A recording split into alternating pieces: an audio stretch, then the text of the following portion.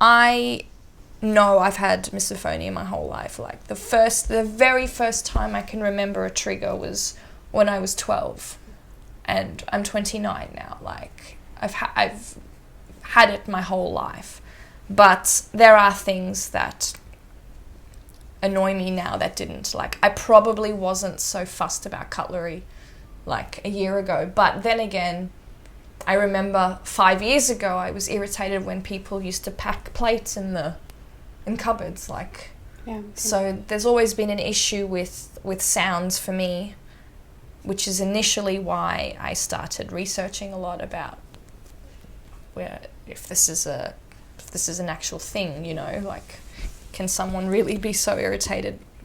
But you've never gone to a doctor other than the psychologist? No, never. I briefly mentioned it to a doctor here in Spain. I was going in for something else, and then I asked if there was an English-speaking psychologist she could recommend me, because I have this condition, and I spoke to her about it, and she was like, what is that?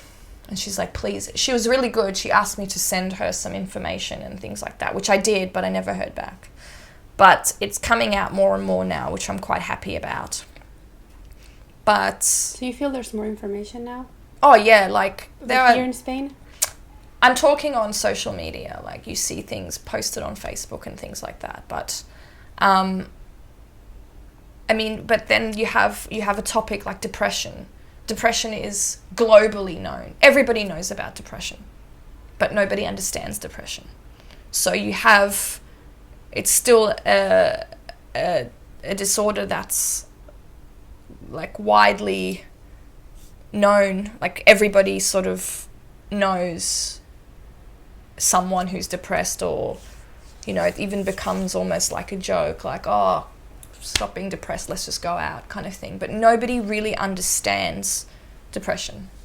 So misophonia has a long way to go, because even if we sort of get over that hurdle where people are informed, you will still have the people who will make fun of it or be like, oh, did you just flinch at that sound? You might have misophonia. Do you know what I mean? So I've seen a lot of it's not, I don't see any hope in terms of where it's going to go later. Like, yeah, you'll have more people aware of the condition, but no one will understand it until they live with someone that has it, or until someone really close to them has it, or until they have it themselves.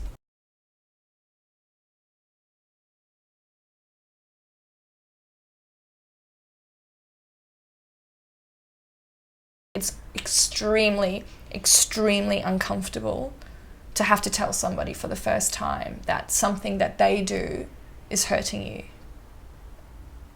Humans don't like to be confronted. And not only that, they don't like, no matter in what sort of aspect in your life, if you have somebody scold you for something, like, you're not going to feel good. And you know that. So why should... I don't understand. I don't have any part of me that is excited about telling people, like, not to do something. Yeah. It's only until someone already knows and I'm able to say, I'm having a misophonia moment with that noise. Whereas telling someone for the first time, it's like, oh God, I have to tell this person that they chew too loud. Like, how can you say that in a way that doesn't make you sound like you're just a big bag of angry? Do you think science can help at all? Like, if they give a definition yes, or a diagnosis? Yes. People relate better to something that is sort of... Okay, yeah, people relate to emotion. Like, if I openly say to you, I'm hurting, or this bothers me, people... You have the compassionate people, you have the empathetic people who feel what you feel.